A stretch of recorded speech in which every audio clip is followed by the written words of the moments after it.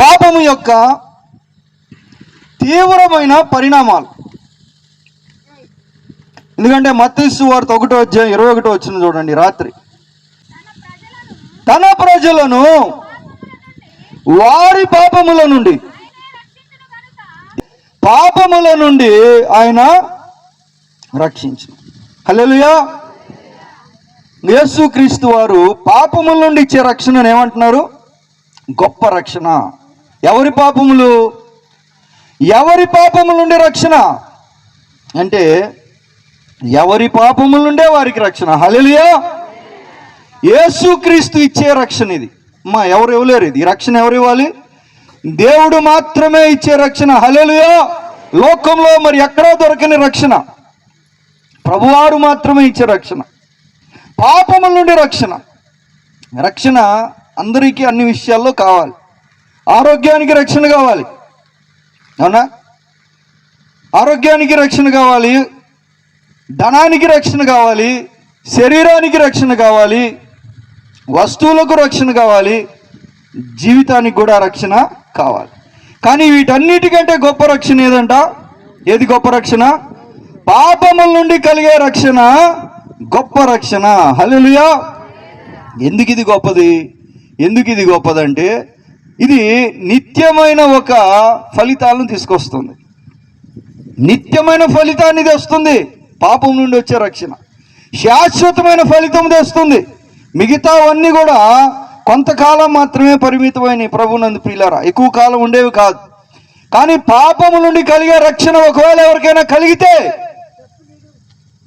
అది నిత్యమైన పరిణామాలు, నిత్యమైన ఆశీర్వాదాలు, నిత్యమైన ఒక దీవెనిస్తుంది. కనుక దీని సాటి లేదు. పాపం నుండి కలిగే రక్షణ గొప్ప రక్షణ. హల్లెలూయా. పరలోకము నుండి వచ్చిన రక్షణ, దేవుడు మాత్రమే ఇచ్చే రక్షణ. యేసు ఇచ్చే ఈ రక్షణ మనం పొందుకొని దానిని భద్రపరచుకోవడానికి రాత్రి చేసిన తర్వాత పాపం ఏం చేస్తుంది? 4:7 చూడండి. ఇప్పుడు 4:7 ఎందుకు భూమి తన సారము నీకు ఇవ్వదు? దేవుడు మాట్లాడుతున్నారు. నీవు సత్క్రియ చేసిన ఎడలా తల ఎత్తుకొనవా, సత్క్రియ చేయని ఎడల వాకిట పాపము పొంచి ఉండును, నీ ఎడల దానికి వాంఛ కలుగును, నీవు దానిని ఏలుదు అనెను. దేవుడు మొదటిసారిగా పాపము అనే మాటను మాట్లాడారు. కయ్యనుతో మాట్లాడుతూ దేవుడు ఏమన్నారంటే, వాకిట పాపం ఉంటుందయా అంటున్నాడు. పాపం ఏం చేస్తుంది? పాపము నిన్ను వాంఛిస్తుందంట, నీవేమో పాపాన్ని ఏలుతావు అంటున్నాడు.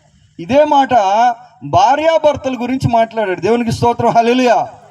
మనిషికి పాపం గురించి దేవుడు ఏ మాట అయితే మాట్లాడాడో అదే మాట ఆదామవుల గురించి మాట్లాడాడు. అవతో చెప్పాడు, నీ భర్త ఏడనకి వాంఛ కలుగును. ఇప్పుడు పాపానికి కలుగుతుందంట వాంఛ. నీ భర్తని ఏలును, దాన్ని వెళ్తావు. అంటే ఎలాగైతే భార్యాభర్తలు కలిసి నివాసం చేసి బిడ్డలుగా అంటారు, ఒక మనిషి చేసిన పాపము అతనితో కలిసి ఏం చేస్తుందంట? ఇంకా పాపాన్ని పుట్టిస్తుంది. మనం అడుగుతున్నాం, పాపం చేసిన తర్వాత పాపం ఏమైపోతుందంట? నిన్ను వాంఛిస్తుందంట, నిన్ను కోరుకుంటుందంట, నీతో ఒకటవుతుందంట, నీతోనే ఉంటుందంట. ఊరికే ఉండదు. ఏం చేస్తుంది? ఇంకా పాపాన్నది పుట్టిస్తుంది. దేవునికి స్తోత్రం. హల్లెలూయా. పాపం ఏమి చేస్తుంది? ఆదికాండం ఇందాక చదివారు మీరు, 4:12 4:12 రాయబడిన మాట ఏంటి? నేలను సేద్యపరిచినప్పుడు అది తన సారము నీక మీదట నీకియ్యదు, నీవు భూమి మీద దిగులు పడుచు. పాపము శాపాన్ని తెస్తుంది. ఎందుకు ఈ మాట చెప్తున్నాడు దేవుడు కయ్యనుతోటి? కయ్యను, మీ నాన్నగారు ముళ్ళు చేశాడు భూమిని, నువ్వేం చేసావు? ఆ భూమి నుంచి నువ్వు ఇంకేమీ తీసుకోలేవు. ఎందుకని? అందరూ తీసుకుంటారు, నీకు మాత్రం రాదు. అందరికీ ఒకలా ఉంటుంది భూమి, నీకు ఇంకొకలాగా ఉంటుంది. ఎందుకంటే నువ్వేం చేసావు? ఏం చేశాడంట? పాపము శాపాన్ని తెచ్చింది.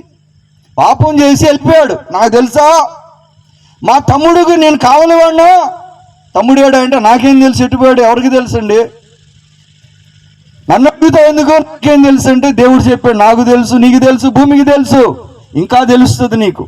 ఏం తెలుస్తుంది? పాపము శాపం అయిపోయింది. నీవు దేశ దిమ్మరవై తిరుగుతావు. ఏమైంది అతని పరిస్థితి? పాపము అతని జీవితంలో ఒక సమస్యను తెచ్చింది, శాపాన్ని తెచ్చింది. ఆ రోజుల్లో చూడండి ప్రభునందు ప్రియులారా, ఆ రోజుల్లో భూమి నుంచి పండే పంటనే తినాలి, మాంసం తినటానికి లేదు. భూమి నుంచి పండింది తినాలి. మరి భూమి నీకు పంట ఇవ్వదు, మరి ఆడు ఎలా బతకాలి? ఎలా బతకాలి? పాపం చేసిన వ్యక్తి భూమి నీకేవదో వాళ్ళకి ఇస్తుంది, నువ్వు బతకాలంటే అది తినాలి. మరి ఏం చేయాలి? వాళ్ళ దగ్గరికి వెళ్ళి తెచ్చుకోవాలి. వాళ్ళకి పని అన్నా చేయాలి, వాళ్ళతో పోరాటం అన్నా చేయాలి, వాళ్ళని బతిమలాలన్నా దొంగతనం అన్నా చేయాలి. ఏం చేస్తావో కానీ నీకు మాత్రం అది. మరి చూడండి, చేసిన పాపము ఏమైపోతుంది? ఆదికాండం 9:25 చూడండి, 9:25. దేశ దిమ్మరిగా తిరిగాడంట కయ్యను. ఎందుకు? బాగా బతకాల్సిన వ్యక్తి, భూమి మీద మొట్టమొదటి వాడు, కుమారుడు, మొదటి కుమారుడు అతను భూమి మీద ఏమైపోయాడంట? పిచ్చెక్కి తిరుగుతున్నాడంట. పంట వేస్తే పంట ఇవ్వదు, భూమి ఇతనికి ఏమి ఫలితాన్ని ఇవ్వదు. మనుషులు జాలిపడి ఏదన్నా పెడితే, దొంగతనం చేసి తింటే, లేక వాళ్ళు వదిలిపెట్టిందన్నా తినాలి, లేక వాళ్ళకి పని చేసన్నా తినాలి. చూడండి ఈ పరిస్థితి వచ్చింది. ఎందుకు వచ్చింది? నువ్వు చేసిన పాపము. చూడండి ఆదికాండం 9:25. కనాను శపించబడిన వాడై తన సహోదరులకు, ఇప్పుడు ఇంకొకడు వచ్చాడు మళ్ళీ. ఇతను ఏం చేశాడు? ఇతను ఇంకో తప్పు చేశాడు. పాపము శాపాలను తెస్తుంది. నీవు దాసుడు అయిపోతావు అన్నాడు. అంతకు ముందోడేమో భూమి నీకేమేమదు అన్నాడు. ఇతను నీవు ఎప్పుడూ కిందే ఉంటావు, పైకి రాలేవు.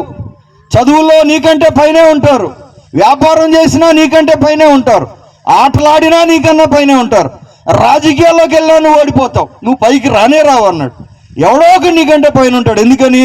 శాపము నిన్ను బంధిస్తుంది. నువ్వు దాసుడుగానే ఉండాలి. ఎందుకు? పాపం ఏం చేస్తుంది? పాపం శాపముగా మారింది. భవిష్యత్తులోకి వెళ్ళిపోయింది. ఈరోజు చేశాడు, నిన్న చేసాం, మొన్న చేసాం, పోయిన సంవత్సరం చేసాం, అది అక్కడ ఉండిపోతుందా? ఏమవుతుంది? భూమిలోకి వెళ్ళింది, పంటల్లోకి వెళ్ళింది, అతనిలోకి వచ్చేసింది, అతని బిడ్డల్లోకి వెళ్ళిపోయింది. హల్లెలూయా. చూడండి ప్రభునందు ప్రియులారా, 2 సమూయేలు 3:29. 2 సమూయేలు 3:29. ఈ రాత్రి దీనిని మించిన జ్ఞానం లేదు ప్రభునందు ప్రియులారా. భూమి మీద ఇలాంటిది లేదు. పాపాన్ని గురించిన జ్ఞానము, కళల్లో కళ, శాస్త్రములో శాస్త్రం, జ్ఞానములో జ్ఞానం. ఇది కానీ మీరు గ్రహించి పట్టుకుంటే మీకు ఎదురు ఉండదు ఈ భూమి మీద. హల్లెలూయా. పరలోకంలో కూడా ఎదురు ఉండదు. ఈ రాత్రి మీరు పట్టుకోగలిగితే. 2 సమూయేలు 3:29 చూడండి. ఈ దోషము యోవాబు మీదను అతని తండ్రికి పుట్టిన వారందరి మీదను మోపబడును గాక. యోవాబు ఇంటి వారిలో స్రావము గలవాడైనను, కుష్ఠరోగి అయినను, కర్ర పట్టుకొని నడుచువాడైనను, ఖడ్గము చేత కూలివాడైనను, ఆహారము లేనివాడైనను ఉండకపోవునుగాక. రాజైన దావీదు మహారాజు దేవుని హృదయానుసారుడు మెల్కీసెదెకు క్రమములో యాజకత్వం చేసినాడు. ఈ మాట అంటున్నాడు. ఏమంటున్నాడు? యోవాబు, నీ మీద ఒక్కడి మీదే కాదు, నువ్వు చేసిన ఈ పాపము, నీ వల్ల వచ్చిన శాపము, నువ్వు పాపం చేసావు, నీతో ఉండిపోద్దా? నీ దగ్గర అయిపోద్దా? నీకు దూరం అయిపోతుందా? కాదు. ఇక్కడ ఏమంటున్నాడంట? యోవాబు ఇంటి వారిలో వాళ్ళు ఏం చేశారు? వాళ్ళు ఆయనకు పుట్టారు, అదే వాళ్ళు చేసిన పాపం. అతని కడుపును పుట్టారు కాబట్టి ఏమంటున్నాడు దేవుడు?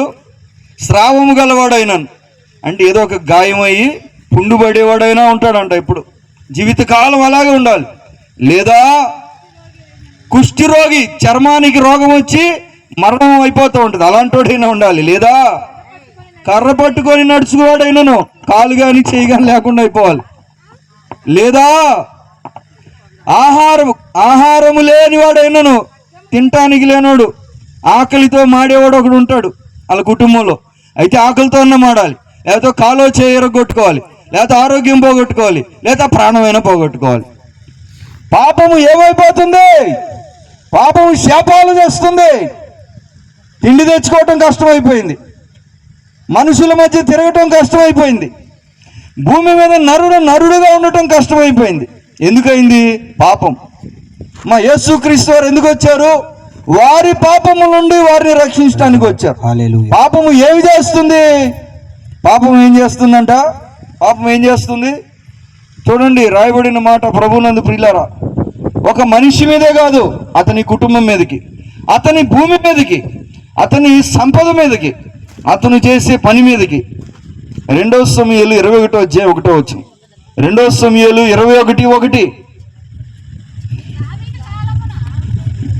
21:1 దావీదు కాలమున 3 సంవత్సరములు విడవకుండా కరువు కలుగుగా దావీదు యెహోవాతో మనవి చేసెను. యెహోవా సెలవిచ్చెను, సౌలు గిబియోనీయులను హతము చేసిన గనుక అతనిని బట్టి, నరహంతకులుగా అతని ఇంటి వారిని బట్టి శిక్షగా ఈ కరువు. ఎవరు చేశారు తప్పు? పండు తిన్నది ఎవరు? బాధపడేది ఎవరు? తమ్ముడిని చంపింది ఎవరు?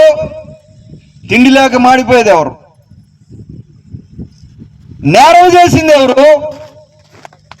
ఇక్కడ సమస్యలు ఎదుర్కొంటుంది ఎవరు? ఇక్కడ యెహోవా సెలవిచ్చెను. దేవుడు ఏమంటున్నారు? కరువు వచ్చింది. ఎవరికి వచ్చింది? దేశం మీదకి వచ్చింది. ఎందుకు వచ్చింది? దేశం మీద కరువు? ఎందుకంటే ఆయన ఏం చేశాడంట? పాపము చేశాడు గనుక శిక్షగా మీ మీదకి వచ్చింది. హల్లెలూయా. చేసినోడు వెళ్ళిపోయాడు. చేసినోడిని అడిగితే ఎందుకు తప్పు అంటాడు, ఎందుకు చేయకూడదు అంటాడు, ఏం పాపం మేమేనా చేసామంటాడు, మాకేం తెలుసు అంటాడు. ఎన్ని మాటలైనా మాట్లాడవచ్చు, కానీ ఫలితం ఏమైపోతుంది? చేసిన పాపము ఎక్కడికి వెళ్ళదు.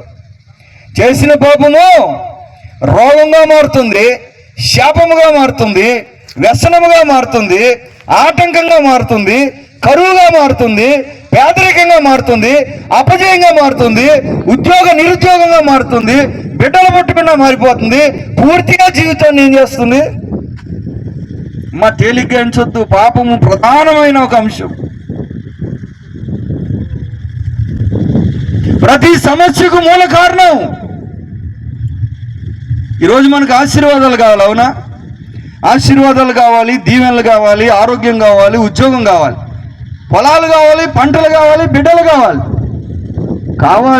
కావాలంటే ఏం చెయ్యాలి? కావాలంటే ఎవరి దగ్గరికి వెళ్ళి తీసుకోవాలి? ఏం చేస్తే వస్తుంది? చూడండి, పాపం చేస్తే ఆ పాపం ఏమైపోతుంది? పాపము నిలిచి ఉంటుంది. హల్లెలూయా.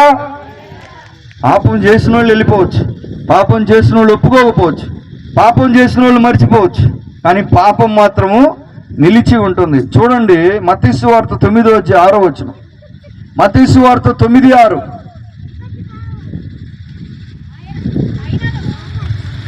అయినను పాపములు క్షమించుటకు భూమి మీద మనుష్య కుమారునికి అధికారము కలదని మీరు తెలుసుకొనవలెనని చెప్పి ఆయన పక్షవాయువు గలవాని చూచి నీవు లేచి నీ మంచం ఎత్తుకొని యేసు ప్రభు వారి దగ్గరికి పక్షవాతం కలిగిన వ్యక్తిని తెచ్చారు.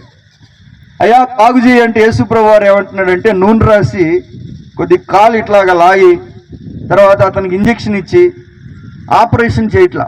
ఏమంటున్నాడు? చేయబెట్టి ప్రార్థన చేయట్లా. ఏమంటున్నాడు? నీ పాపములు అన్నాడు. పాపం గురించి నేను అడగట్లేదు ప్రభువా, నా కాలు చేయబడిపోయింది, దానికి నువ్వు వైద్యం చేయి.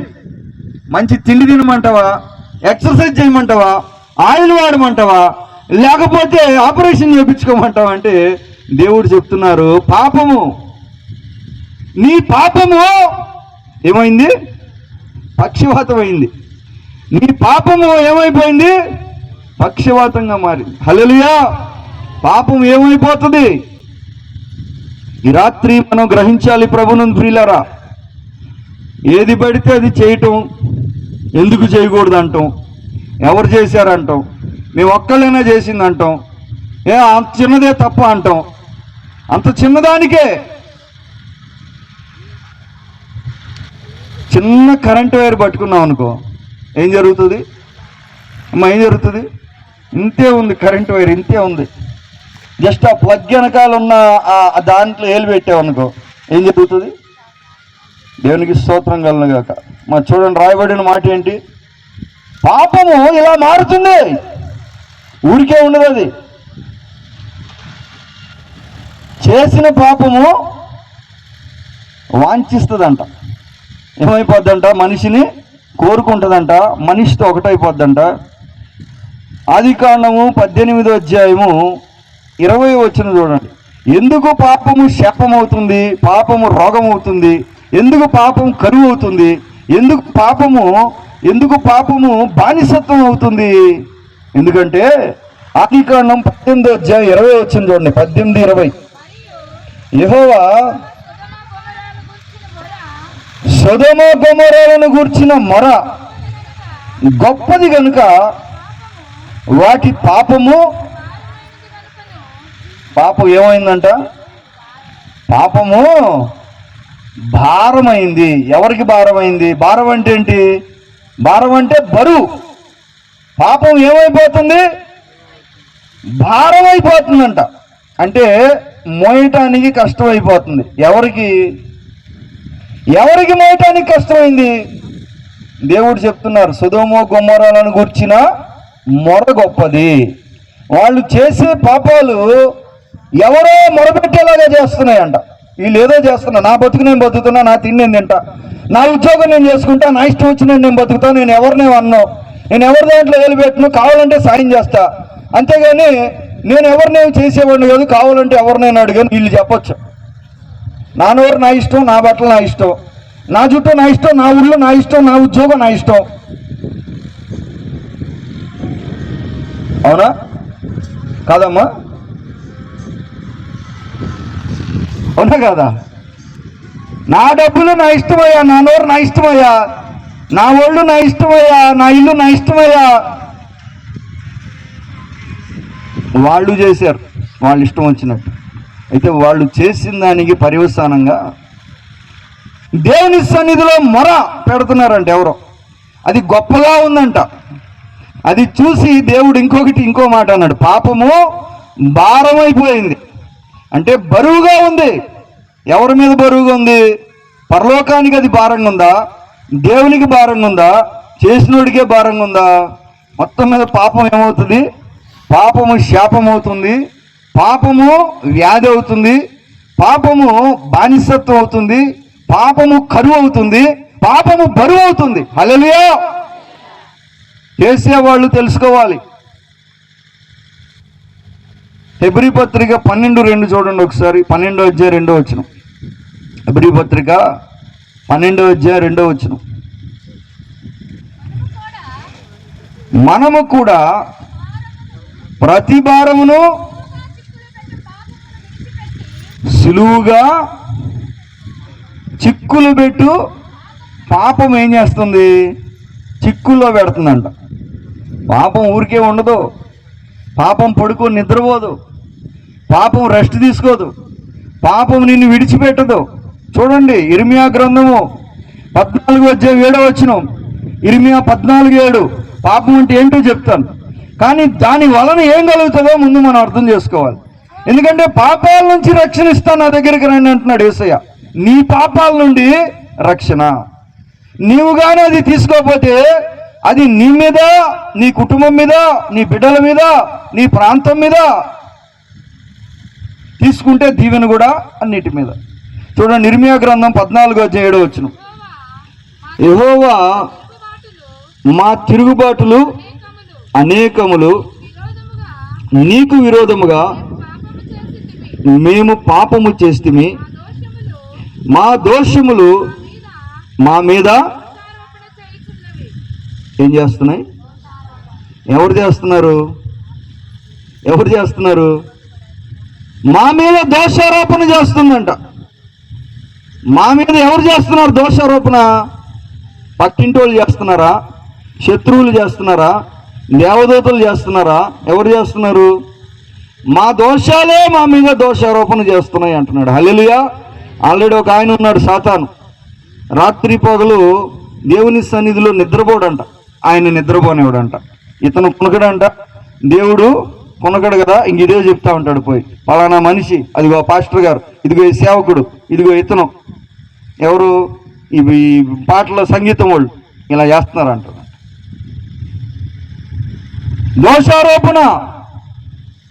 దోషారోపణ ఎవరు చేస్తున్నారు? దేవుడు అన్నాడు, సొదొమ గొమొర్రా గురించి మొర వచ్చింది. ఎవరు చేశారు? ఎవరు చేసినయే వాళ్ళకి వ్యతిరేకంగా చేస్తున్నాయి. పోయి సంఖ్యాకాండం 32 23 చూడండి ప్రభునందు ప్రియులారా. 32:23. ఇవి తేలికైన విషయాలు కాదు, విని విడిచిపెట్టాల్సినవి కాదు, ఏం పర్వాలేదులే అనుకునేది కాదు. 32:23 సంఖ్యాకాండం. మీరట్లు చేయని యెడల యెహోవా దృష్టికి పాపము చేసిన వారగుదురు కనుక మీ పాపము మిమ్మును ఏం చేస్తుంది? పట్టుకొనును అని తెలుసుకొనుడి. ఏం తెలుసుకోమంటున్నాడు? నీ పాపము నిన్ను తరిమి పట్టుకుంటుందంట. నువ్వు పారిపోలేవు. పట్టుకుంటుంది పాపం, వాంఛిస్తుంది, చిక్కుల్లో పెడుతుంది, పట్టుకుంటుంది. ఎత్తుక్కుంటా మిస్సైల్స్ వదులుతారు. ఏదైనా ఒక విమానాన్ని పేల్చాలంటే దాన్ని మిస్సైల్ని లాక్ చేస్తారు. హీట్ సీకింగ్ మిస్సైల్ లాక్ అయిందనుకో విమానం మీద, అది విమానం కంటే వేగంగా వెళ్ళి దాన్ని బద్దలు కొడుతుంది. ఎటు తిరిగినా అది వెంటబడి తిరుగుతూనే ఉంటుంది.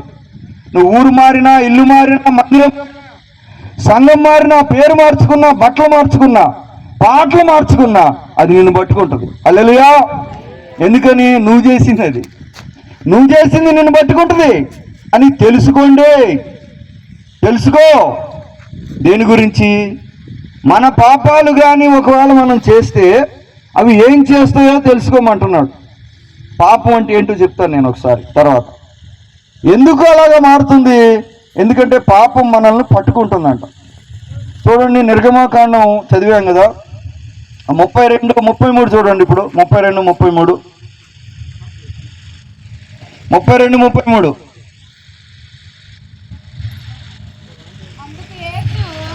అందుకు యెహోవా, ఎవడు నా ఎదుట పాపము చేసినో వాని నా గ్రంథములో నుండి, దేవుడు చెప్తున్నాడు. ఏం చెప్తున్నాడు? ఎవడు నా ఎదుట పాపం చేస్తే వానిని నా గ్రంథములో నుండి తుడిచేస్తాను. ఏం చేస్తున్నాడంట? దేవునికి ఒక గ్రంథం ఉంది. ఆ గ్రంథంలో ఇక మన పేరు లేకుండా మన పాపము చేస్తుంది. గ్రహించండి ప్రభునందు ప్రియులారా. ద్వితీయోపదేశకాండం 9:18. ఎందుకు పాపము ఇలాగా సమస్యను చేస్తుంది అంటే, నీ పేరు లేకుండా చేస్తుంది జీవ గ్రంథంలో. ద్వితీయోపదేశకాండం 9:18 9-18. మీరు యెహోవా దృష్టికి చెడు నడత నడిచి చేసిన మీ సమస్త పాపముల వలన ఆయనకు, దేవునికి ఏం పుడుతుందంట? కోపం పుడుతుందంట. మనం అడుగుతున్నాం, మాకెందండి నీ పరిస్థితి, మాకేంటి బాధలు, మాకేంటి కష్టాలేంటి, ఇబ్బందులేంటి, ఒకదాని వెనకలో మాకు అసలు ఏంటిది? ఏంటంటే దేవుడికి కోపం పుడుతుంది. పాపం ఎక్కడైనా ఉంటే ఆయనకు కోపం పుడుతుంది. కోపం పుట్టించే పని చేసి తల్లిదండ్రులకు కోపం పుట్టేలాగా బిడ్డలు చేశారనుకోండి, అప్పుడు తల్లిదండ్రులు ఏం చేస్తారు? ఊరికే పోయి కోపం వచ్చేలాగా వద్దన్న పని చేస్తా, ఏదన్నా వాళ్ళు కష్టపడి, ఉదాహరణకి ఒక తల్లి కూరగాయలు కోసి పైన పెట్టుకుంటే పోయి అమ్మాయి అన్ని కింద వేస్తుంది అనుకో, ఎన్నిసార్లు చెప్పినా అప్పుడు ఏం చేస్తారు తల్లి చెప్పండి? కోపం వచ్చి అమ్మ ఏం చేస్తారు? ఎందుకు కొట్టావంటే కారణం ఏమిటి? కోపం వచ్చినప్పుడు యెహోవాకు కోపం పడుతుంది. కీర్తన 38:3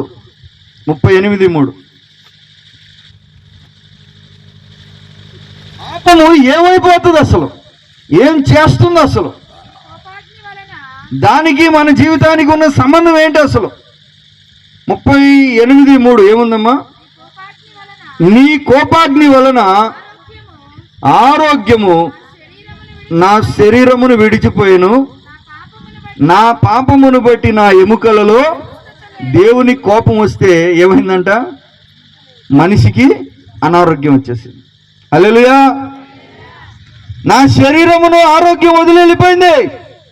డాక్టర్ దగ్గరికి వెళ్ళినా బాగవట్లా, ఎన్ని మందులు వాడినా సరేవట్లా, ఎంతమంది దైవజనులు నూనె రాసినా కాసేపు ఉంటుంది, ఇంకోటి ఏదైనా వస్తుంది. మళ్ళీ ఒకటి తగ్గొచ్చు కానీ ఒకటే కాదుగా, అసలు ఆరోగ్యం వదిలి వెళ్ళిపోయింది. ఎందుకని? పాపము కోపాన్ని పుట్టించి, కోపము ఎముకలలో స్వస్థత లేదు. సామెతలు 14:34 చూడండి. సామెతలు 14:34. ఈ రాత్రి గ్రహించండి ప్రభునందు ప్రియులారా, యేసుక్రీస్తు వారు ఈ భూమి మీదకి వచ్చింది గొప్ప రక్షణ ఇవ్వటానికి. ప్రకృతి నుంచి కాదు, శత్రువుల నుంచి కాదు, మనుషుల నుంచి కాదు, జంతువుల నుంచి కాదు. దేని నుంచి అంట? ఎవరి పాపముల నుండి వారికి. ఇది గొప్ప రక్షణ. దేవునికి స్తోత్రం. హల్లెలూయా. సామెతలు 14:34. నీతి జనములు ఘనతకెక్కుటకు కారణము, పాపము ప్రజలకు ఏం చేస్తుంది? పాపం ఏం చేస్తుంది? ఏదో ఒకటి చేస్తానే ఉంది. మౌనంగా ఉండేది కాదు, ఖాళీగా ఉండేది కాదు, అవమానం తెస్తుందంట. అవమానం కలిగింది. ఎందుకు కలిగింది? ఒక దైవజనుడికి ఒక సమస్య వచ్చింది. సమస్య వచ్చినప్పుడు అంటే ఆయన దైవజనుడు కాక మునుపు, ఆయన ఇంకా దైవజనుడు కాలేదు, మామూలుగా ఆయన లోకంలో ఉన్నప్పుడు ఆయనకు ఒక సమస్య వచ్చింది. సమస్య వాస్తవానికి అతన్ని తీసుకెళ్ళి జైల్లో పెట్టారు. ఆ తప్పు ఆయన చేయలా, కానీ జైల్లో పెట్టారు. దానికి బాధపడ్డాడు. అసలు నేను ఈ తప్పు చేయలేదు, చెయ్యని తప్పుకి నన్ను జైల్లో పెట్టారని అతను బాధపడి దేవుని దగ్గర ప్రార్థన మొదలు పెడతాడు. అయ్యా నేను ఈ తప్పు చేయలేదు, నన్ను జైల్లో పెట్టారు అంటాడు. అప్పుడు దేవుడు ఒక దూతను పంపితే దూత వచ్చి చెప్తాడు, ఇది నిజంగా జరిగిన కథ, నేను కల్పించింది ఏం కాదు, నిజంగా జరిగిన కథ ఇది. దేవదూత వచ్చి ఏం చెప్తాడంటే, అయ్యా నువ్వు ఈ తప్పు చేయలేదు కానీ ఈ శిక్షకు మాత్రం నువ్వు అర్హుడే. ఏం చెప్తున్నాడు? ఈ తప్పుకి నీకేం సంబంధం లేదు, కానీ శిక్షకి నీకు సంబంధం ఉంది. హల్లెలూయా. వేరే చోట ఏదో తప్పు చేసావు కాబట్టి దానికి శిక్షగా ఇది వచ్చింది. ఇదైతే నువ్వు చేయలే, మాకు తెలుసు, నువ్వు ఇది చేయలా, కానీ ఈ శిక్షకు నువ్వు అర్హుడవే. ఎందుకంటే ఇంతకు మునుపు చేసినవి ఉన్నాయి, ఇది చేయలేదు అనొద్దు. నువ్వు చేసావు. ఇర్మియా గ్రంథం 5:25 చూడండి. ఇర్మియా గ్రంథం 5:25. ఈ రాత్రి ఈ విషయం మనం గ్రహించాలి ప్రభునందు ప్రియులారా. ఎందుకు పాపాల నుండి రక్షించడానికి వచ్చాడు దేవుడు? పరలోకాన్ని విడిచిపెట్టి, మహిమను విడిచిపెట్టి, ఆధిక్యతను విడిచిపెట్టి, ప్రాధాన్యతను విడిచిపెట్టి, దైవత్వాన్ని విడిచిపెట్టి, మహిమను విడిచిపెట్టి పాపాల నుంచి రక్షించడానికి ఎందుకు వచ్చాడు? అబద్ధం చెప్పాం, అదంత పెద్ద తప్పు ఏంటి? ఆ చిన్న పెన్సిల్ తీసుకెళ్ళిపోయాం, అదంత దోషమా ఏంటి? పండు సగం తినలా, పావు కూడా తినలా. పండు అవగారు ఎంత తిన్నది? చిన్న ముక్క తిన్నది అంతే. ఆదాం అయితే కొరికాడు, మెంగను కూడా మింగల. పాప చిన్న ముక్క మింగింది, ఈయన మెంగను కూడా మింగల, కొరికాడు అంతే. ఎందుకు? పాపము నుంచి రక్షించడానికి దేవుడు వచ్చారు. దాని ప్రభావము, దాని దుష్పరిమాణాలు, దాని కార్యాలు అసాధారణంగా ఉంటాయి ప్రభునందు ప్రియులారా. చూడండి, ఇర్మియా 5:25 ఏముంది? మీ దోషములు వాటి క్రమమును తప్పించను, మీకు మేలు కలుగకుండుటకు. నేను చర్చికి వెళ్ళి చాలా పెద్ద పాట పాడా, సాగర్ తీసి రాగం తీసి.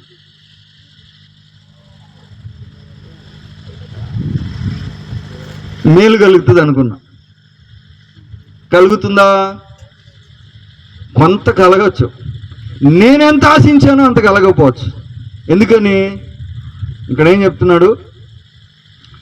ప్రకృతి క్రమాన్ని కూడా తప్పించేశారంట మనుషులు. భూమిని జడగొట్టారు, కుటుంబాలను జడగొట్టారు, శరీరాన్ని జడగొట్టారు, సంబంధాలను జడగొట్టుకున్నారు, ప్రకృతిని కూడా జడగొట్టారు, లాస్ట్కి భవిష్యత్తుని జడగొట్టారు, కాలాన్ని కూడా జడగొట్టారు. దినములు చెడ్డవి కనుక ఎవరు చేశారు? దినాలని చెడ్డగా దేవుడు చేశాడా? ఆదికాండం ఏం చెప్తుంది? అన్ని మంచియే. మరి కాలం ఎందుకు చెడిపోయింది? భూమి ఎందుకు చెడిపోయింది? దేహం ఎందుకు చెడిపోయింది? మనసులు ఎందుకు చెడిపోయినాయి? సంబంధాలు ఎందుకు చెడిపోయినాయి? సంఘాలు ఎందుకు చెడిపోతున్నాయి? ఎందుకు చెడిపోతున్నాయి? బిడ్డలు ఎందుకు చెడిపోతున్నారండి? ఎందుకు చెడిపోతున్నారు? బిడ్డలు చెడిపోతున్నారండి. బిడ్డలు చెడిపోతున్నారు. ఆ టీవీ కార్యక్రమాలు చెడిపోతున్నాయి, పాటలు చెడిపోతున్నాయి. ఎందుకు చెడిపోతున్నాయి? ఎవరు చేశారు ఇవన్నీ? మా ఏముంది ఇక్కడ? మేలు కలుగకుండుటకు. చాలా క్లియర్గా చెప్తున్నాడు. అందరికీ వస్తుంది, నాకెందుకు రావట్లేదు? అందరు ప్రార్థన వింటున్నారు, నా ప్రార్థన ఎందుకు వింటలేదు? వాళ్ళు ఇల్లు కట్టుకుంటున్నారు, మేమెందుకు కట్టుకోలేకపోతున్నాం? వీళ్ళు అప్పుల నుంచి బయటపడుతున్నారు, మేమెందుకు పడలేకపోతున్నాం? మాకెందుకు ఈ విషయం సమాధానం? మా బిడ్డలు ఎందుకు ఇట్లాగ అయిపోతున్నారు? ఫైనల్గా ఒక పరిష్కారం అనేక విడుదలను కలిగిస్తుంది ప్రభునందు. ఒకే ఒకటి, పాపము. మొదటి రాజుల గ్రంథం 8వ అధ్యాయం 32 వచ్చింది చూడండి. 8:32. ఇదంతా దేవుని ప్రజల గురించే మాట్లాడుతున్నాడు. దేవుని ప్రజల గురించే మాట్లాడుతున్నాడు. మొదటి రాజుల గ్రంథము 8వ అధ్యాయం 32 వచనం. ఆకాశమందు విని నీ దాసులకు న్యాయం తీర్చి. ఎక్కడికి రావాలంట శిక్ష? హాని చేసిన వాని తల మీదకి శిక్ష. ఎక్కడికి వస్తుంది పాపం? కిరీటం నెత్తి మీదకి వచ్చినట్టుగా ఒక మనిషి చేసిన పాపం అతనికి వ్యతిరేకంగా ఎవరైనా ప్రార్థన చేస్తే వాళ్ళ నెత్తి మీదకి రావాలని ఇక్కడ రాయబడి. పాపం అనే కిరీటం పెట్టుకొని నేను తిరుగుతా, నాకు మేలెందుకు కలగట్లేదు, నాకు మంచి ఎందుకు జరగట్లేదు, నాకెందుకు ప్రభుత్వం నుంచి ఇది రావట్లేదు?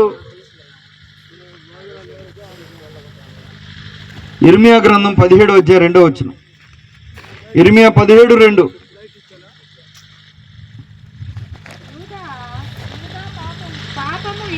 యూదా పాపము ఇనప గంటముతో రాయబడి ఉన్నది, అది వజ్రపు మొనతో లిఖింపబడి ఉన్నది, హృదయములనేది పలకల మీద చెక్కబడి ఉన్నది. ఎక్కడుందంట పాపం?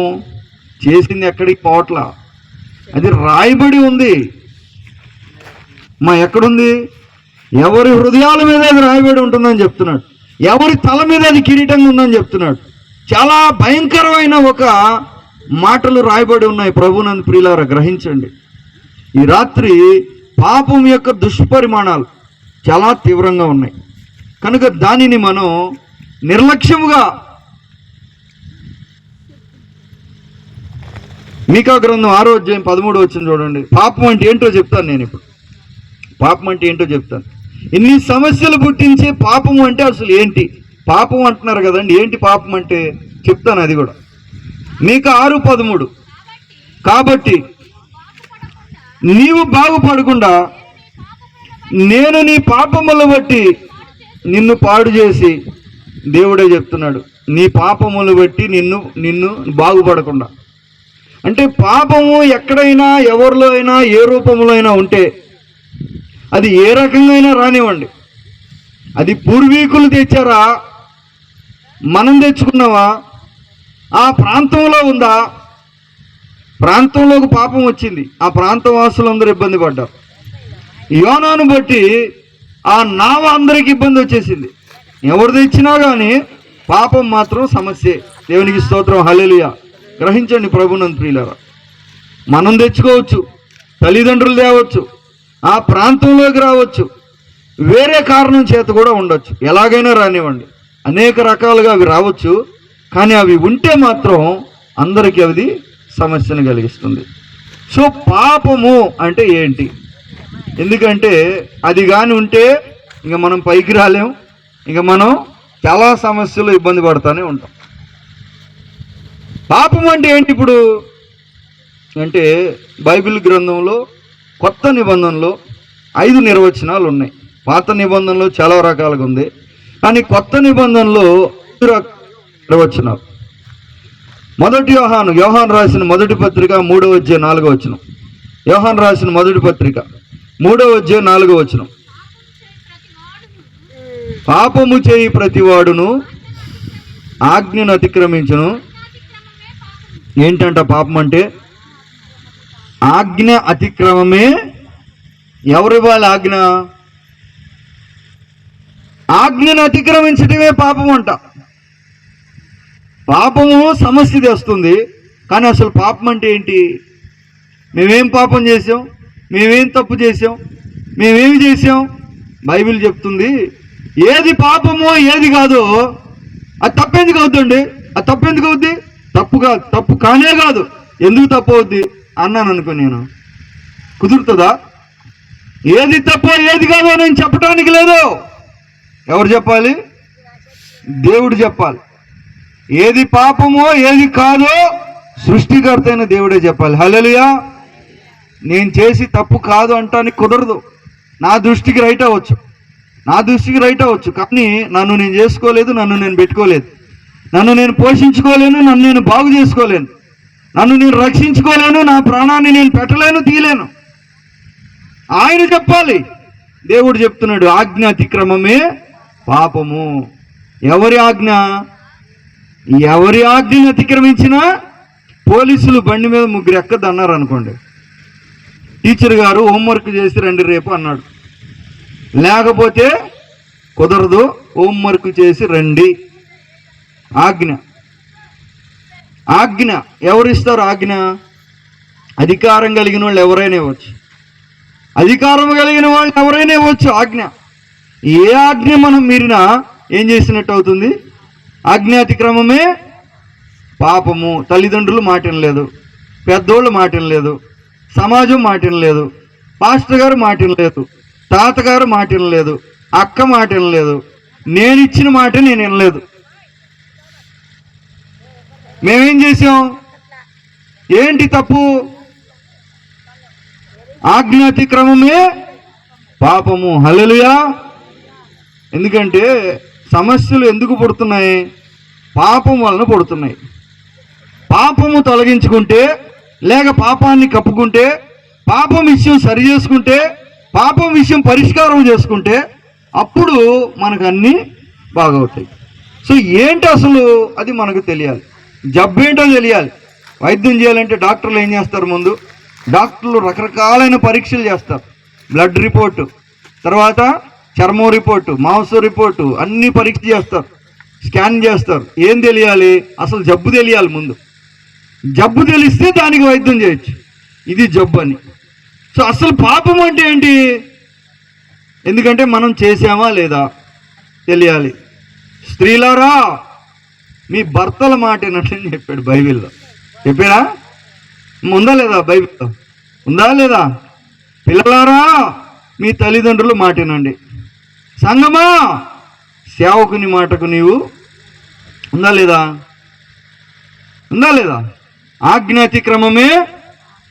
మనుషులు ఇచ్చిన ఆజ్ఞైనా, అధికారులు ఇచ్చిన ఆజ్ఞైనా, దేవుడిచ్చిన ఆజ్ఞైనా, ఎక్కడ ఎప్పుడు ఎవరు మీరినా అదేమవుతుంది? పాపము ఒకసారి చేస్తే అదేం చేస్తుందంట?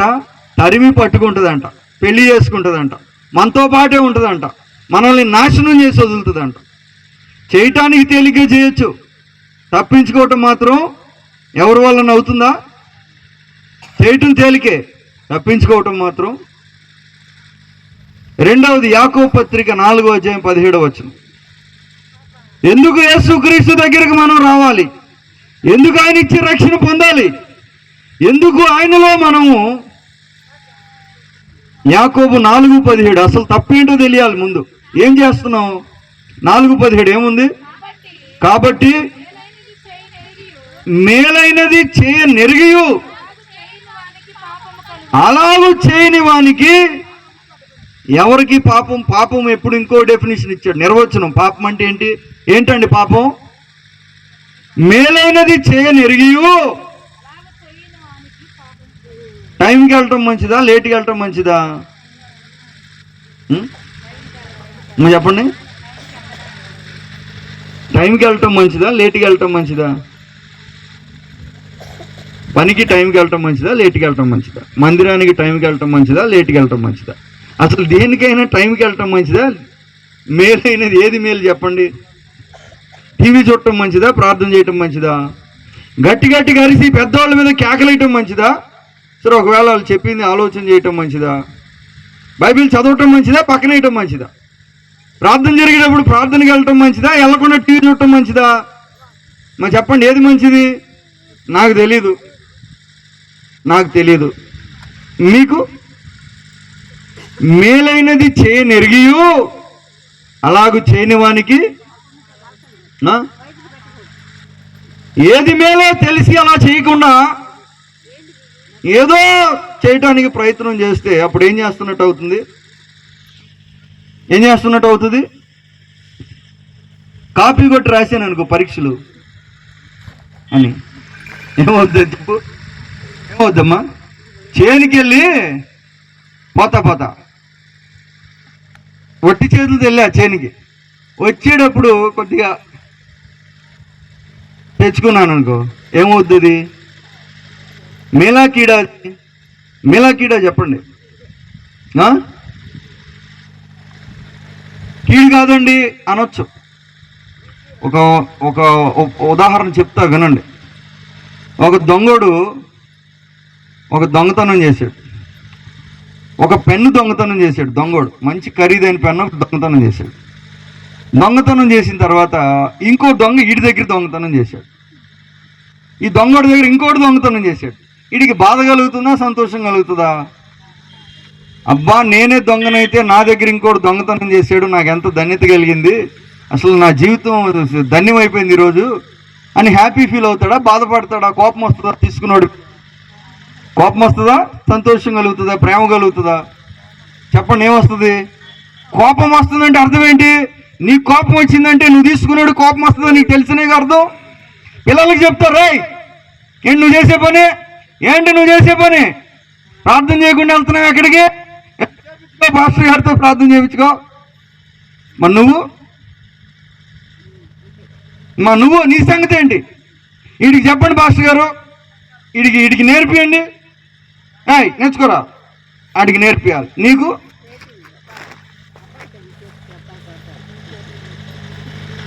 మేలైనది చేయనెరిగియు అలాగూ చేయని వాడు ఏం చేస్తున్నట్టు చూడండి. ఎందుకు సమస్య కలుగుతుంది? పాటలు బాగానే పాడుతున్నాం, బట్టలు తెల్ల చేసుకున్నాం, అన్ని ప్రార్థన కూడా బాగానే చేస్తున్నాం, అవి మంచిదే కాదంటం లేదు. కానీ ప్రధానంగా సమస్య అసలు ఎక్కడ పడుతుందో మనం గ్రహించాలి. ప్రభునందు ప్రియులారా, యాకోబు పత్రిక 2:9 చూడండి. యాకోబు 2:9. యాకోబు పత్రిక 2:9 పక్షపాతము గలవారైతే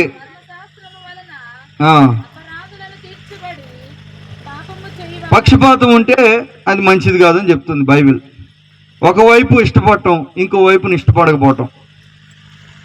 రోమాపత్రిక 14:23 చూడండి. ఇంకా శ్రేష్టమైన ఒక నిర్వచనం ఉంది. ఎందుకంటే నీ జీవితంలో నువ్వు ఏ స్థితిలో ఉన్నావో దేవుని దగ్గర, నన్ను అడిగితే, పాస్టర్లు మేము అడిగితే మంచోళ్ళండి అని చెప్తాం. మమ్మల్ని అడిగితే, నా గురించి మా అమ్మగారిని అడిగితే మా అమ్మగారు ఏం చెప్తుంది? మా వాడు చాలా మంచోడండి, అమాయకుడు, అసలు వాడికి ఏం తెలీదు, పిచ్చిమాలో కూడా అందరూ నమ్ముతాడు, సావాసగాలు జడగొడుతున్నారు, వీడు అసలు వీడికి ఏం తెలియదు. ఏది నేనంట మా అమ్మగారిని అడిగితే చెప్తుంది, నాకు అసలు ఏం తెలియదు అంట. రోమాపత్రిక 14:23.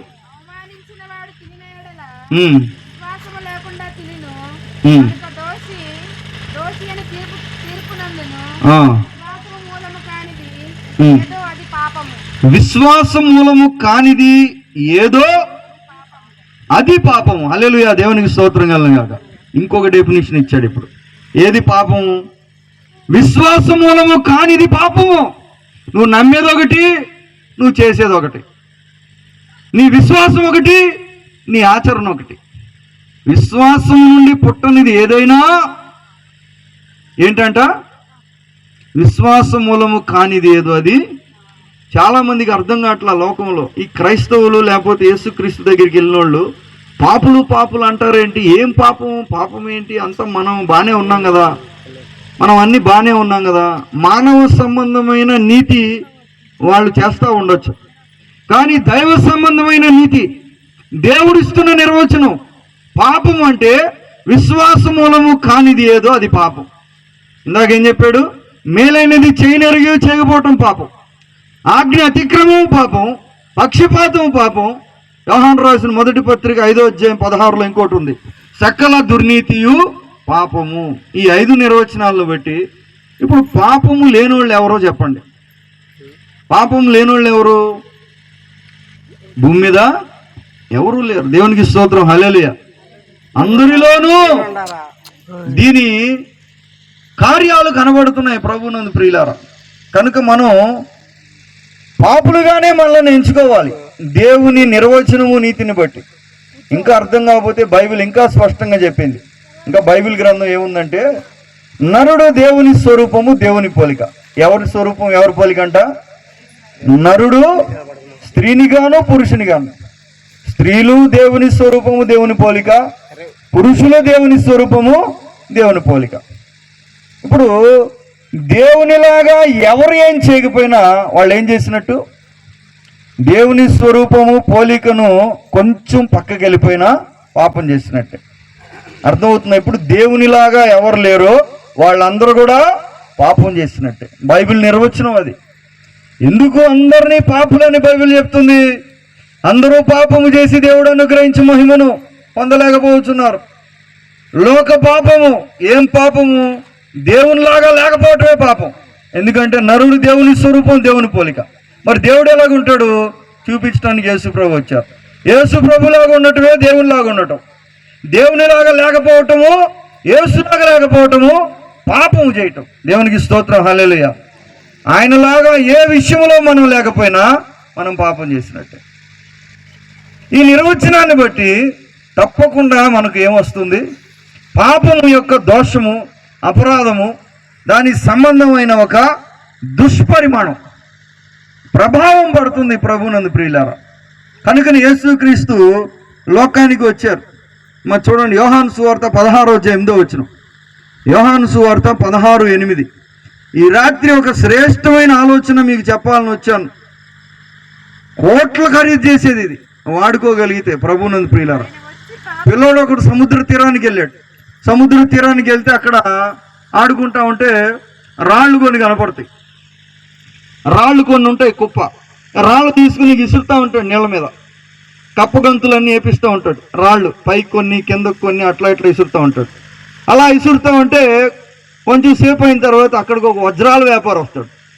వజ్రాల వ్యాపారి చూస్తే అది ప్రపంచంలో అత్యంత ఖరీదైన వజ్రాలంట. వాడు ఇసిరేస్తున్నాడు సముద్రంలోకి. ఎందుకని? చూడటానికి ఎలా ఉన్నాయి? రాళ్ళలాగా ఉన్నాయి. అది వజ్రం అని పిల్లోడికి తెలియదు. దేవునికి స్తోత్రం. దేవుని మాటలు కూడా అంతే. ఈ రాత్రి వాక్యం కూడా అంతే ప్రభువునందు ప్రియులారా. యోహాను సువార్త 16:8 చూడండి. ఆయన వచ్చి పాపమును గూర్చి, నీతిని గూర్చి, తీర్పును గూర్చి లోకమును ఒప్పుకొనజేయును. ఎవరో చూపిస్తారంట. ఎవరో చూపిస్తారు? ఆయన వచ్చి లోకం అంతటిని పాపం విషయమై ఒప్పిస్తాడు. దేవునికి స్తోత్రం, హల్లెలూయా. ఎందుకంటే ప్రపంచం అంతా ఏమనుకుంటున్నారంటే మేము ఒప్పుకోవాల్సింది పాపం ఏమీ లేదు అనుకుంటున్నారు. పాపం అంటే ఏంటో తెలియక అనుకోవటమే. దేవునిలాగా లేకపోవటమే పాపం. ఆయన వచ్చి ఒప్పిస్తున్నాడు. ఎవరైనా? ఆదరణకర్త అయిన పరిశుద్ధాత్ముడు. పరిశుద్ధాత్ముని ప్రధానమైన పని ఏంటి? పాపం విషయము మనుషులను నా దగ్గరికి వచ్చాడు అనుకోండి పరిశుద్ధాత్ముడు, ముందు నాకేం చెప్పాలి? నీలో నీ మాట కొద్దిగా బాగలేదయా, నువ్వు ఒప్పుకోమని చెప్పాలి. ఏం చెప్పాలి? నీ కోపం ఎక్కువ ఉంది, నువ్వు ఒప్పుకోని చెప్పాలి. నువ్వు తల్లిదండ్రులకు అవుదే అనుకున్నావు, నువ్వు ఒప్పుకోని చెప్పాలి. నువ్వు దేవునికి ఇవ్వవలసిన భయభక్తులు ఇవ్వట్లేదు, నువ్వు ఒప్పుకోవాలి ముందని చెప్పాలి. పరిశుద్ధాత్ముడు వచ్చి ఏం చెప్పాలి? ఆయన పని ఏంటి? ఒప్పింపజేయటం. ఎవరిలో పాపం ఉన్నా వాళ్ళను ఒప్పింపజేయటం ఆయన పని. దేవునికి స్తోత్రం, హల్లెలూయా. అది ఆయన ప్రధానమైన పరిచర్య. అలా చేయకుండా పరిశుద్ధాత్ముడు వదిలిపెట్టడు. అలా చేయకుండా ఎక్కువ కాలం మనలను కొనసాగనివ్వడు. ఆయన వచ్చి పాపమును బట్టి ఒప్పుకొన చేయను. యోహాను సువార్త 15:22 చూడండి. యోహాను సువార్త 15:22. నేను వచ్చి వారికి బోధింపకుండిన ఎడల వారికి పాపము లేకపోవును, ఇప్పుడైతే వారి పాపమునకు మిష లేదు. దేవునికి స్తోత్రం, హల్లెలూయా. యేసు ప్రభువారు చెప్పారు, నేను రాకుండా బోధించకుండా ఉంటే వాళ్ళు పాపం చేసిన దానికి పెద్ద తప్పు అని అంటానికి లేదు. కానీ నేను వచ్చాను, నేను బోధించాను. కాబట్టి ఇప్పుడు ఎవరైనా పాపపు స్థితిలో ఉంటే వారు ఆ స్థితిలో ఉండటానికి ఏమి లేదు, మిష లేదు, కారణం లేదు అని చెప్తున్నాడు. నేను వచ్చి చెప్పాను కనుక ఇంకా నువ్వు అలాగే ఉండకూడదు. ఒకవేళ అలాగుంటే నీ పాపానికి ఏం లేదు, మిష లేదు, కారణం లేదు. దేవునికి స్తోత్రం, హల్లెలూయా. యోహాను రాసిన మొదటి పత్రిక 1:8 చూడండి. యోహాను రాసిన మొదటి పత్రిక 1:8. మనము పాపము లేని వారమని చెప్పుకొని ఎడల మనలను మనమే ఏమంటే, ఎందుకంటే నేను ప్రార్థన క్రమం నేర్పిస్తూ మా సంఘంలో 4 విషయాలు చేయాలని చెప్పాను. బైబిల్ ప్రకారం 4 ఉండాలి. బైబిల్ ప్రార్థనలో సుగంధ సంభారంలో ఆ ధూప వేదిక మీద వేసేటప్పుడు జటామాంసి, గోపిచందనం, సాంబ్రాణి, అగరు చెక్క ఉండాలి. 4 సమగ్రమైన పాళ్ళలో ఉండాలి. 4టికి 4 అర్థాలు ఉన్నాయి, 4టికి 4 వివరణలు ఉన్నాయి. మొదటిది దేవుణ్ణి స్తుతి, కృతజ్ఞత చెప్పాలి. అది సమానంగా ఉండాలి. 4 ధూపవేదిక మీద సాంబ్రాణి, ధూపవేదిక మీద ప్రార్థనలో మొదటిది కృతజ్ఞతాస్తుతి ఉండాలి. రెండవది పాపక్షమాపణ ఉండాలి. మూడవది విజ్ఞాపన ఉండాలి. 4వది విశ్వాస ప్రకటన ఉండాలి. కృతజ్ఞతాస్తుతులు చేయండి అంటే బాగానే చేస్తారు. మందిరంలో ప్రార్థన చేద్దాం, కృతజ్ఞతలు చెప్పండి అంటే, దేవానికి స్తోత్రం, నువ్వు అద్భుతకరుడివి, సృష్టికర్తవి, స్వస్థపరిచేవాడివి, రాఫావి, నిస్సివి. ఓకే. 2వ మెట్టు పాపం ఒప్పుకోండి. ఎవరు చెప్పారు పాపం ఒప్పుకోమని? బైబిల్లోనే ఉంది. ప్రార్థనలో 4 సమానమైన పాళ్ళు ఉండాలి. అగరు చెక్క, గోపిచందనం, జటామాంసి, సాంబ్రాణి. 4టికి 4 అర్థాలు. ఇప్పుడు అది చెప్పే టైం కాదు, కానీ విషయం చెప్తున్నాను. ప్రార్థన పాపక్షమాపణ ఒప్పుకోండి అంటే స్తుతులు గట్టిగా చేస్తారు, ఊపుతారన్నమాట. గడప కమ్ములు, పునాదులు కదిలిపోతాయి. పాపం ఒప్పుకోండి. పాపం అంటే ఏంటి చెప్పానుగా. తెలిసి నువ్వు చేయట్లేదు. ఏం తెలిసి చేయట్లా? సీరియల్ చూడటం మంచిదా, ప్రార్థన చేయటం మంచిదా? చెప్పండి. అంటే తెలుసు అనమాట. ఫోన్లు చూడటం మంచిదా, లేకపోతే చదువులు చదువుకోవటం మంచిదా? పనికి వెళ్ళటం మంచిదా, లేకపోతే ఊరికే తిరగటం మంచిదా? చెప్పండి. మాకు అన్నీ తెలుసండి, నువ్వు చెప్పాల్సిన పనేం లేదు, నువ్వు వాక్యం చెప్పుకో అంతే. నువ్వు వాక్యం చెప్పుకో. ఒక ఆయన హెయిర్ కటింగ్ షాప్కి వెళ్ళాడంట. మంగళ షాప్కి వెళ్ళి కూర్చున్నాడు. మంగళ షాప్కి వెళ్ళి కూర్చుని ఏంటంటే కటింగ్ చేయన్నాడు. సరే కటింగ్ చేస్తానంటే, ఇగో నా మీద చేయబెట్టక నీకు మర్యాద ఉండదు అన్నాడు. దువ్వెళ్ళు పెట్టడం, తల్లో ఏళ్ళు పెట్టడం, ఇట్లా నీళ్లు కొట్టడం, కత్తిర నాకు తగలటానికి లేదని చెప్పా. మర్యాద ఉండని, నువ్వు కటింగ్ చేయంతే, నువ్వు ఎంత కావాలో తీసుకో. దువ్వెను పెట్టద్దు, నీళ్లు పెట్టద్దు, చెయ్యి పెట్టద్దు, కత్తిరి పెట్టద్దు. మరి ఎలా చేయాలి కటింగు? ఏమంటారు అప్పుడు? నీకు అసలు మైండ్ ఉందా లేదా? డాక్టర్ దగ్గరికి వెళ్ళి నాకు స్పిరిట్ రాయొద్దు, నాకు ఇంజెక్షన్ చేయొద్దు, లేకపోతే నాకు సూది కూర్చొద్దు, స్టెథోస్కోప్ ఎచ్చొద్దండి. ఏమంటారు డాక్టర్? నేనా డాక్టర్? నువ్వా డాక్టర్? నేనా? నేను చెప్పాలి, నువ్వు చెప్పాలి నాకు. మా ఫోన్ల గురించి నీకెందుకండి? మా బట్టల గురించి నీకెందుకు? మా డబ్బుల గురించి నీకెందుకు? మా టీవీల గురించి నీకెందుకు? నువ్వేం చేయాలి? వాక్యం చెప్పు. ఏం చెప్పాలి వాక్యం? అన్నీ అయ్యే ఉన్నాయి బైబిల్లో.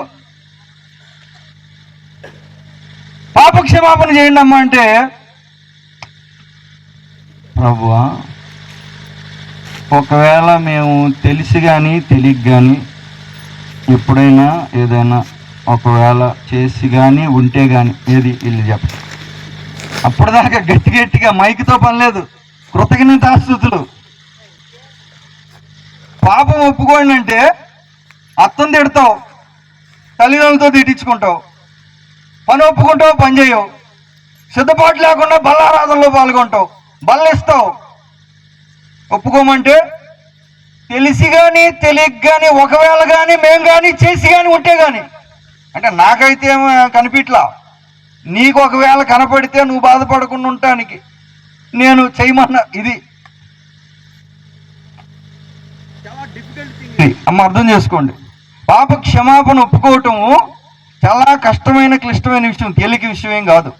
ఎందుకంటే నేను చేపించాను కాబట్టి నాకు తెలుసు. చేయకపోతే మేలు రాదు. ఎందుకని పాపము లేని వారమని చెప్పుకొని నేడల ఏంటయా నువ్వు చేసే పని ఏంటి? నువ్వు చేసే పని నువ్వు ఎన్ని రోజులైంది బాప్తీసం తీసుకుని? నువ్వు ఎన్ని రోజుల నుంచి వాక్యం వింటున్నావు? నువ్వు ఎన్ని రోజుల నుంచి దేవుని దగ్గరికి వస్తున్నావు? నువ్వు మందిరంలో ధైర్యంగా ఇలా ఎందుకు ఉంటున్నావు అని నేను అరుస్తున్నాను అనుకోండి మైక్లో. నన్ను కాదులే, నాకు కాదు చెప్పేది అన్నట్టుగా, నాకు కాదులే అదంతా వాళ్ళు ఎవడికో చెప్పేది అన్నట్టుగా ఉన్నావు. అంటే ఏంటి అర్థం? పాపం లేరని చెప్పుకుంటున్నావు. పాపము లేవని చెప్పుకొని ఎడల మనలను మనమే ఎవరు మోసం చేశారు? ఎవరిని మోసం చేసుకుంటున్నారంట. వేరే వాళ్ళు చేయాల్సిన పని నిన్ను నువ్వు చేసుకుంటున్నావు. మేలు కలగట్లేదు, స్వస్థత కలగట్లేదు, ప్రమోషన్ కలగట్లేదు, ఆశీర్వాదం రావట్లేదు, దేవుని సహవాసం కలగట్లేదు, ఆత్మలో అభివృద్ధి కలగట్లేదు. ఎందుకు కలుగుతుంది? గుడ్డోడిని నడిపిస్తే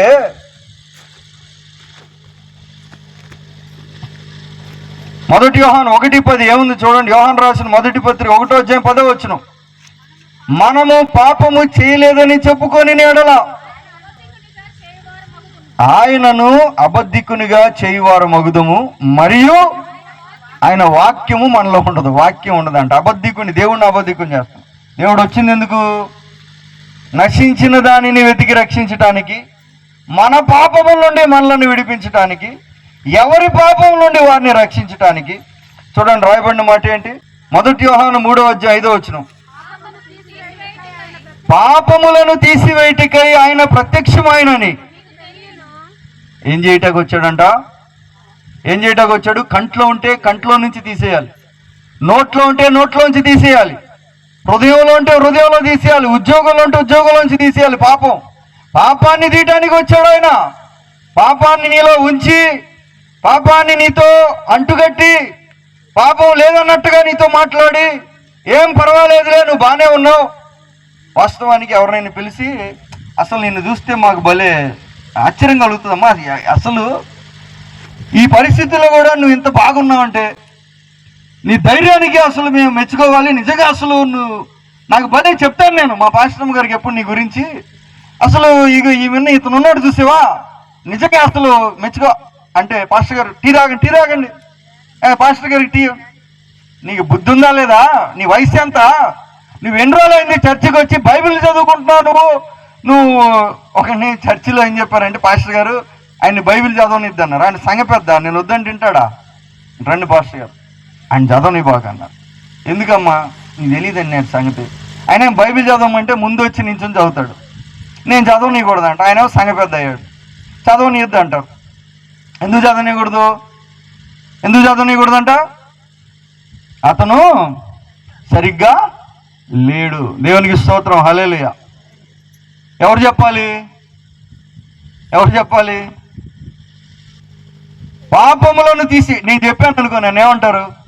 పాస్టర్ గారు ఈరోజు ఈ వాక్యం సరిగ్గా చెప్పట్లేదండి, మార్చేయాలి, ఈయన వద్దు, అసలు విమర్శిస్తున్నాను, నేను బాగా గమనిస్తున్నాను, నేను ఈయన ఏదో ఒక తప్పు పట్టుకుంటారు, ఆయన నించోవటం కరెక్ట్గా లేదంటాడు, లేకపోతే భాష బాగాలేదంటారు, గట్టిగా అరుస్తున్నాను, వద్దు తీసిపాడే. అస్సలు నిజంగా నీలాంటోడు కోటికి ఒక్కడు కూడా ఉంటాడో లేదో డౌటే. నా జన్మలో నీలాంటి వాళ్ళని చూడలేదు. నెంబర్ 1 నువ్వు అన్నాను అనుకో, పాస్టర్ గారికి బిర్యానీ పెట్టండి, పాస్టర్ గారు ఇదా వందనాలు ప్రార్థన చేయండి. ఏది పాపము లేదని చెప్తే పాపములను తీసివేయుటకై ఆయన ప్రత్యక్షమాయనని.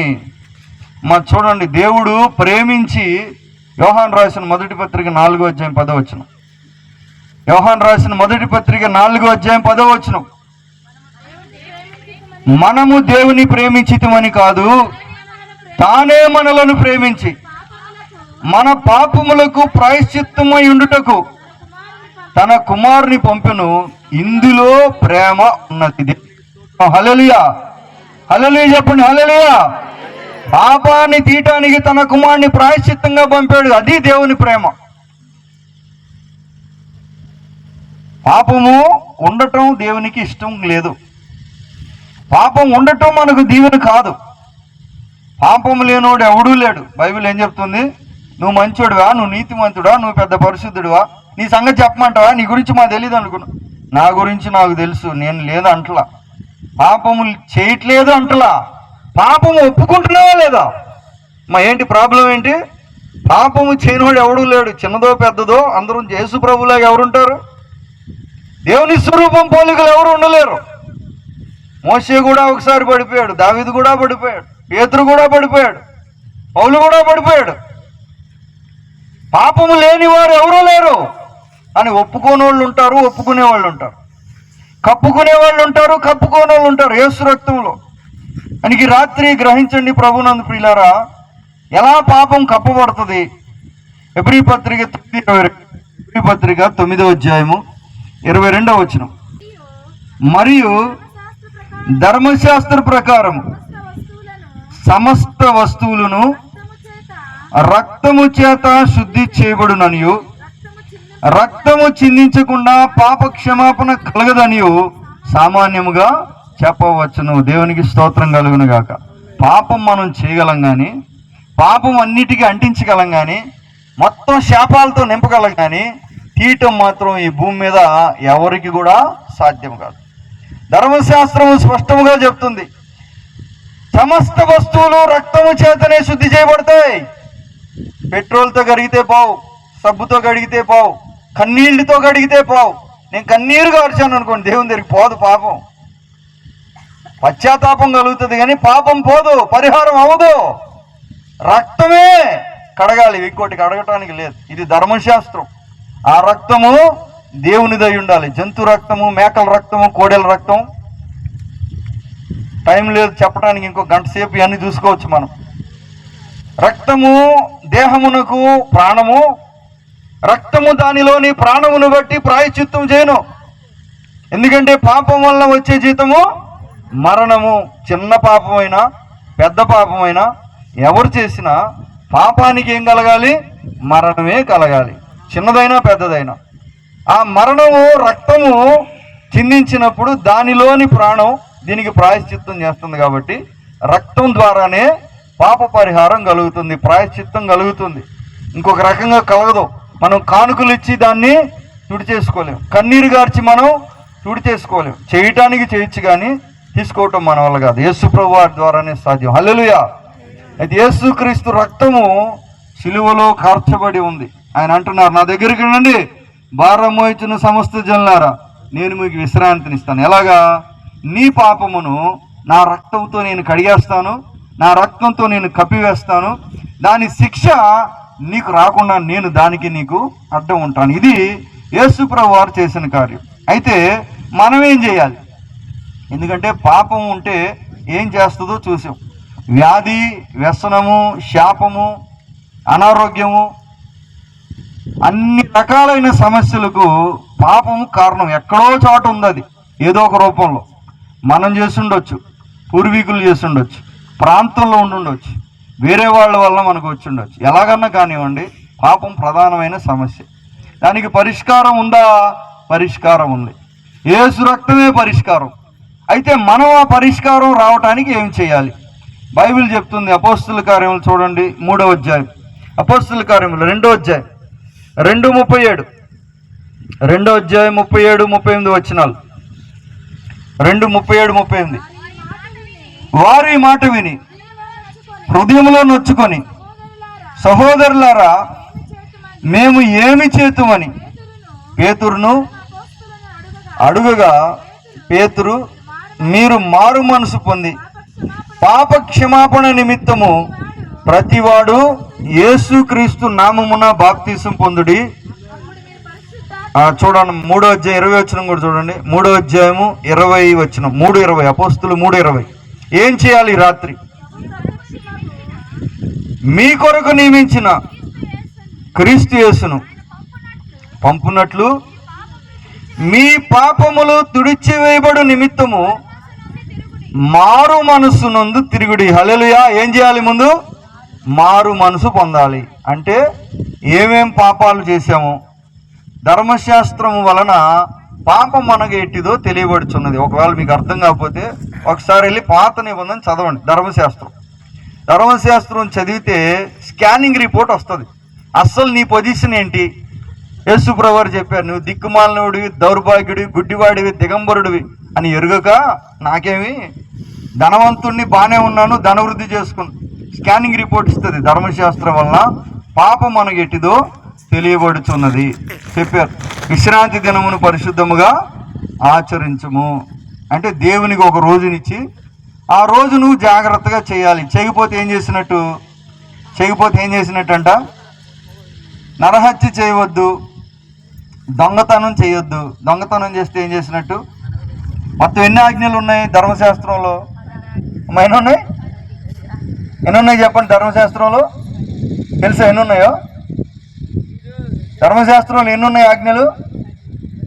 ధర్మశాస్త్రం వలన పాపం మనకి ఎట్టిదో తెలియబడుచున్నది. పాపం అంటే అసలు ఏంటో మీకు తెలియాలి అంటే పాపం ఎన్ని రూపాలుగా ఉంటుంది, ఎన్ని రకాలుగా మనం చేస్తూ ఉండుండవచ్చు అనేది మీకు అవగాహన అవ్వాలంటే ఒకసారి ధర్మశాస్త్రం చూడండి. మొత్తం 613 ఉన్నాయి. ఎన్ని ఉన్నాయి? 613లో 365 చేయకూడదు, వద్దు వద్దు వద్దు అన్నాయి. 248 చెయ్యాలి అన్నాయి. అది వాడు పెట్టుకున్నాయి. ధర్మశాస్త్రంలో యూదులు పెద్దలు వాళ్ళు కూర్చుని చాలా ఆజ్ఞలు ఉన్నాయి. ఇది ఓవరాల్గా మీరు చదవండి పాపం అంటే ఏంటో తెలియటానికి. ఎందుకంటే వాటికి మనం ఏం పొందాలి? క్షమాపణ పొందాలి. ఏం పొందాలి? అవి చేసినందుకు ముందు మనం పశ్చాత్తాపడాలి. మనకి దీవెన కావాలి, ఆరోగ్యం కావాలి, ఐశ్వర్యం కావాలి, స్వస్థత కావాలి, మహిమ కావాలి, నిత్య జీవం కావాలి. దేవుడు ఇస్తానంటున్నాడు, ఇవ్వనంట్లా. నా దగ్గరికి రండి నేను ఇస్తానంటున్నాడు. అయితే ఏం చేయాలి? పాట పాడుతున్నావు, పాడొద్దంట్లా. పాట పాడాలి, మంచిదే. కానుకీయాలి, మంచిదే. అసలు స్టార్టింగ్ పాయింట్ ఏంటి? సరైన మార్గం ఏమిటి? మారు మనసు పొందాలి. అంటే ఏ తప్పైతే చేశామో దానిని బట్టి మనం పశ్చాత్తాపడాలి.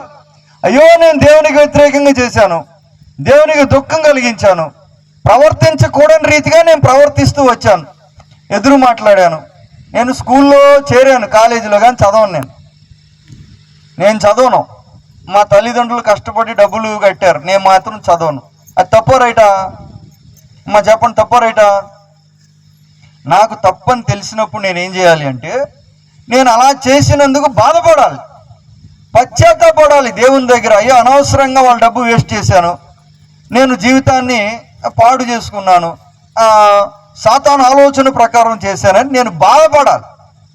మారు మనసు పొందటం అంటే ముందు పశ్చాత్తాపడాలి.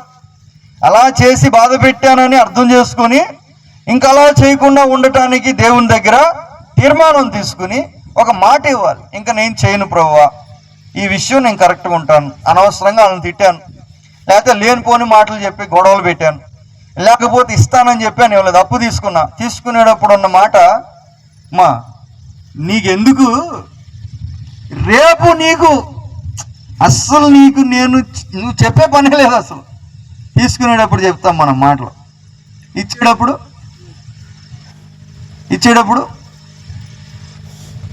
ఇస్తాలే, పోతామేంటి ఎక్కడికైనా, వెళ్ళిపోతామేంటి, ఇస్తాలే.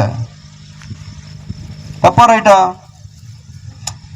గ్రహించడమ్మా, తప్పు చేయని వారు ఎవరూ లేరు. మనం చేయవలసింది ఏంటంటే మనకు దీవెన రావాలి, ఆశీర్వాదం రావాలి, స్వస్థత రావాలి, మహిమ రావాలి, దేవునిలో ఉన్న ప్రతి విధమైన కృప మనకు కావాలి అంటే మనం చేయవలసిన పని ఏంటంటే పాపం విషయమై మనం ఎలా ఉంటున్నామో వాటి విషయం ఎలా సరి చేసుకోవాలో ఈ గ్రహింపు మనకు ఉండాలి. నోటి మాటలతో నన్ను స్తుతిస్తున్నారు కానీ హృదయం నాకు దూరంగా ఉంది అన్నాడు యేసుప్రభువారు. అన్నారా లేదా? ఇంకో మాట కూడా చెప్పాడు, ఒకవేళ పాపం కానీ సరిగా చేసుకోకపోతే ఏం జరుగుతుందంట? పాపం కానీ పరిష్కారం చేసుకోకపోతే ఏం జరుగుతుంది? లూకాసు వార్త 13:26 చూడండి. ఆయన మీరెక్కడి వారో మిమ్మును ఎరుగనని ఉత్తరం మీతో చెప్పును, అందుకు మీరు నీ సముఖమందు మేము తిని తాగుచుంటిమే, నీవు మా వీధులలో బోధించితివే అని చెప్పసాగుదురు. 28వ వచనం చూడండి, 28. అబ్రహాము, ఇస్సాకు, యాకోబులు ప్రవక్తలు దేవుని రాజ్యంలో ఉండుటయు త్రోయబడుటయు మీరు చూచినప్పుడు ఏడ్చుచు పళ్ళు కొరుకుదురు. సరిగ్గా కానీ మనం సజీవులమై ఉన్నప్పుడే, అవకాశం దొరికినప్పుడే, దేవుని ఆత్మ మనల్ని ప్రేరేపిస్తున్నప్పుడే, సంధిస్తున్నప్పుడే మనం కానీ సరి చేసుకోపోతే ఒకళ్ళు అంటారంట, మేము నీతో పాటు కలిసి తిన్నావయ్యా, నువ్వు మాతో మాట్లాడావు, మేము నీతో నడిచావు అంటే నువ్వెవరో నాకు తెలియదు అంటాను. అక్కడ ఏముంటుందంట? ఏడుపును పళ్ళు కొరుకుటయో ఉండును. ఎక్కడ ఏడుపు పళ్ళు కొరుకుట ఉంటుంది? రెండు విషయాలు చెప్పారు నరకం గురించి యేసు ప్రభువారు. ఒకటి ఏడుపు ఉంటుందంట.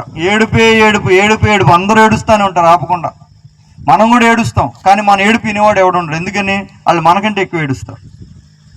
ఇంకా పళ్ళు కొరుకుతూ ఉంటారంట. పళ్ళు కొరుకుతూ ఉంటారంట. ఎవరు కొరుకుతారు? కోపంతో తట్టుకోలేక పళ్ళు కొరుకుతారు, కానీ పట్టించుకునేవాడు. ఎందుకని? నీకంటే ఎక్కువ కొరికేవాళ్ళు ఉన్నారు. అగ్ని ఆరదు, పురుగు చావదు. గ్రహించండి ప్రభువునందు ప్రియులారా, పాపం విషయం మనం సరిగా పరిష్కారం చేసుకోకపోతే ఒకసారి ప్రకటన గ్రంథం కూడా చూడండి. ప్రకటన గ్రంథము 20వ అధ్యాయము 14వ వచనం. ఈ 3 వచనాలు చూసి మనం ముగిద్దాం. మీరు పాపం గురించి వినటానికి మీకు ఇష్టం ఉండుండకపోవచ్చు, సరి చేసుకోమంటే మీకు పెద్ద ప్రేరణ కూడా కలుగుతూ ఉండుండకపోవచ్చు. ప్రకటన 20:14. రక్షణ కావాలి, రక్షణ కావాలి. దేని నుంచి కావాలి రక్షణ? పాపాల నుంచి కావాలి. ప్రకటన 20:14. మరణమును, మృతుల లోకమును అగ్నిగుండములో పడవేయబడిను. ఈ అగ్నిగుండము 2వ మరణము. ఇప్పుడు అగ్నిగుండంలో ఎవరెవరు పడతారో ఒకసారి చెప్తాను. ఇది కూడా అగ్నిగుండం అనేది ఒకటి ఉంది. అది అసలు బాధలు కష్టాలు భూమి మీద కాదు. అసలు నిజంగా కష్టం, బాధ, శ్రమ అంటే అగ్నిగుండం ఒకటి ఉందంట. అగ్నిగుండంలో ఎవరిని వేస్తారో చూద్దాం ఒకసారి. ఎవరు పడతారు? ఎందుకంటే అక్కడ ఏడుస్తారు. ఏడ్చే వాళ్ళు ఎవరో చూద్దాం. ఎవరు ఏడుస్తారంట? మరణాన్ని వేస్తాడంట అగ్నిగుండంలో. ఎవరిని వేస్తాడు? మనిషికి ఉన్న శత్రువుల్లో ప్రధానమైన శత్రువు మరణం అయితే మరణాన్ని కూడా అగ్నిగుండం వేస్తాడంట. మృతుల లోకాన్ని కూడా వేస్తాడంట. ఈ అగ్నిగుండము 2వ మరణం. ఎవరికి వస్తుంది 2వ మరణం? ఎవని పేరైనను జీవ గ్రంథమందు వ్రాయబడినట్టు కనబడని ఎడల. ఎవరి పేరైనా జీవ గ్రంథంలో లేకపోతే వాడు అగ్నిగుండంలో పడతాడు. ఇందాక చదివాం, ఆ గ్రంథములో నుండి వాని పేరు నేను తుడిచేస్తాను. పాపము ఏం చేస్తుంది? నీ పేరు లేకుండా చేస్తుంది. పేరు లేకుండే 2వ మరణం అనేది ఉంది. అది అగ్నిగుండం అంట. అగ్నిగుండం. ప్రకటన 20వ అధ్యాయం 10వ వచనం చూడండి. 20వ అధ్యాయం 10వ వచనం. వారిని మోసపరిచిన అపవాది అగ్ని గంధకములు గల గుండములో పడవేయబడెను. అచ్చట క్రూరముఖమును అబద్ధ ప్రవక్తయు ఉన్నారు. వారు యుగయుగములు రాత్రింపగళ్ళు బాధింపబడుదురు. దేవునికి స్తోత్రం కలుగును గాక. ఎవరు బాధపడతారంట? ఎవరు ఏడిసి కేకలు పెడతారు తెలుసా?